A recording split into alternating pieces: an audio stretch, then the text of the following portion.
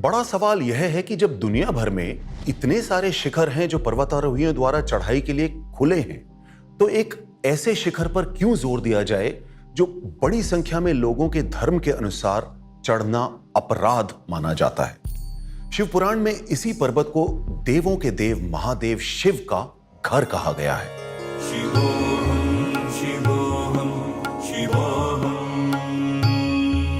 अजय और असंभव का उदाहरण बनकर खड़ा है यह पवित्र कैलाश पर्वत।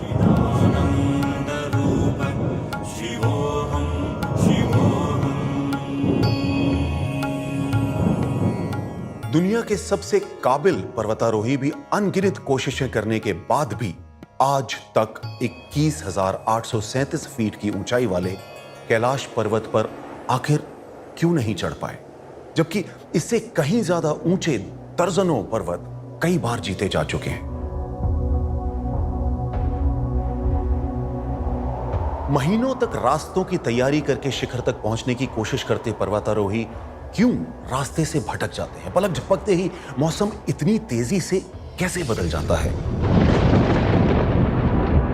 और वो कौन सी ताकत है जो ट्रैकिंग करने वालों को गलत दिशा में ले जाती है? ये एक सोचने की बात है। तो ऐसी कौन सी वजह है जो आज भी कैलाश पर्वत और इंसानी काबिलियत के बीच दीवार बनकर डटी हुई है?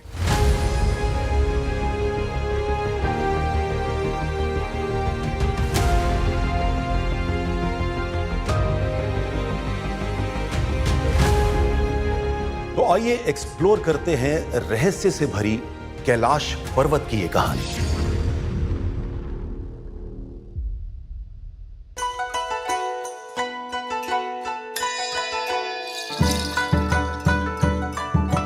कई लोगों को लगता है कि सिर्फ सनातन हिंदू शास्त्र ही कैलाश पर्वत को पवित्र मानते हैं,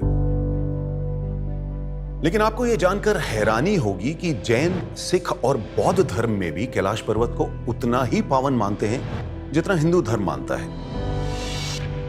जैन धर्म में कैलाश पर्वत को अष्टापद कहा गया है, जहां से प्रथम तीर्थंकर ऋषभ देव जी को मोक्ष प्राप्त हुआ था। बौद्ध धर्म के लोग मानते हैं कि भगवान बुद्ध के एक अवतार को कैलाश पर्वत से ही निर्वाण मिला था। वहीं कैलाश पर्वत का जिक्र सिख धर्म में भी मिलता है। कैलाश पर्वत के बगल में मानस सरोवर झील के तट पर गुरु नानक देव जी ने सिद्धों के साथ अनेक धार्मिक चर्चाएं की थी। गुरु अर्जुन देव जी ने गुरु नानक देव जी की इन बैठकों के बारे में सारी जानकारी इकट्ठी की और फिर उन्हें श्री गुरु ग्रंथ साहिब जी के सिद्ध गोष्ठ भाग में शामिल किया। और हिंदू धर्म में मान्यता है कि ये घर है महादेव शिव का, जहां वो अपने परिवार के साथ रहते हैं।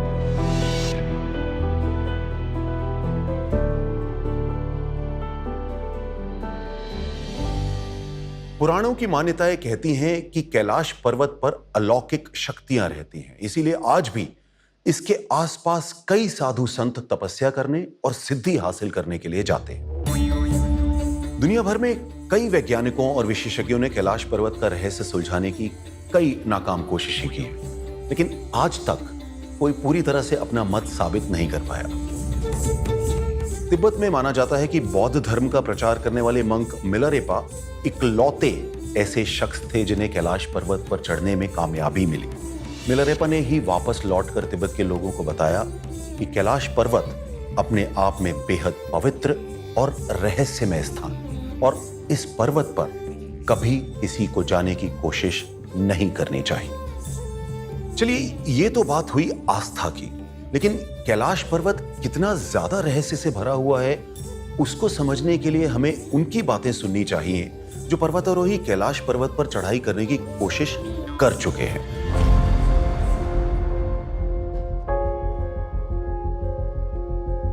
साइबेरिया के कुछ पर्वतारोहियों के साथ तो वो हुआ जिसके बारे में कोई सोच भी नहीं सकता। कैलाश पर्वत पर चढ़ाई करने के बीच में ही पर्वतारोहियों की उम्र अचानक कई साल बढ़ गई, जिसकी वजह से ये लोग वापस लौट गए। आश्चर्य की बात यह है कि ठीक 1 साल पहले जो पर्वतारोही 1 साल जवान थे, वो बुढ़ापे की वजह से मर गए। तब कहा गया कि कैलाश पर्वत के रास्ते में एक ऊंचाई के बाद वहां की हवा इंसान की ताकत सोख लेती है और उसे बूढ़ा कर देती है। कहने वाले यही कहेंगे कि इतनी ऊंचाई पर ऑक्सीजन की कमी से दिमाग सोचने समझने की ताकत खो देता है। लेकिन कैलाश पर्वत से भी ऊंची चोटियां फतेह कर चुके इन्हीं पर्वतारोहियों को बाकी पहाड़ों पर ऐसा क्यों नहीं हुआ?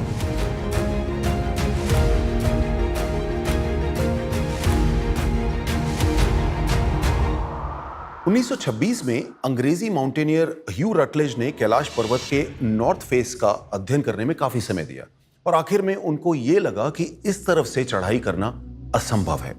बहुत सोचने के बाद रटलेज ने कैलाश पर्वत को नॉर्थ ईस्ट रिज की तरफ से चढ़ने का फैसला किया, लेकिन तिब्बती सर्दियों के आने के कारण उन्हें अपनी योजनाओं को छोड़ देना पड़ा और उन्हें फिर कभी कैलाश पर्वत को चढ़ने का मौका नहीं मिला।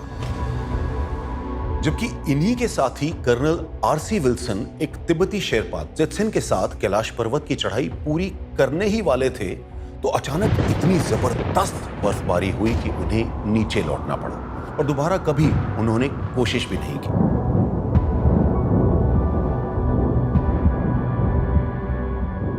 कैलाश पर्वत के रहस्यों और कहावतों को और गहरा करती है एक सलाह।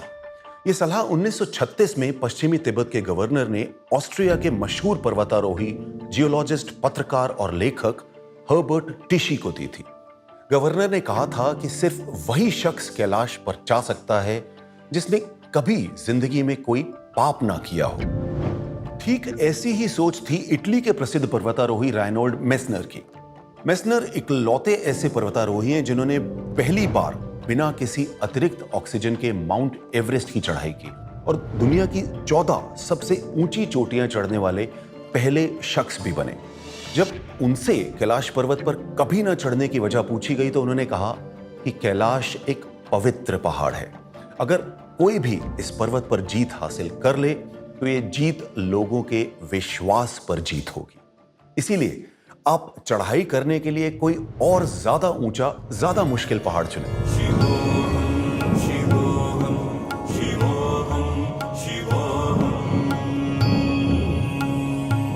बेहिसाब कोशिशों और अनगिनत असफलताओं की कहानियों के बीच आज की तारीख में चीन की सरकार ने कैलाश पर्वत पर किसी के भी जाने पर पाबंदी लगा दी है। लेकिन कैलाश पर्वत का रहस्य आज भी उतना ही अनसुलझा है जितना सैकड़ों साल पहले हुआ करता था। कैलाश पर्वत की पवित्रता को दर्शाती हुई यह कविता कितना कुछ कह देती है। वह अटल खड़ा है उत्तर में, शिखरों पर उसके हिमकिरीट, साक्षी विनाश निर्माणों का, उसने सब देखी हार जीत। उसके सम्मुख जाने कितने इतिहास यहां पर रचे गए, जाने कितने आगे आए, कितने अतीत में चले गए।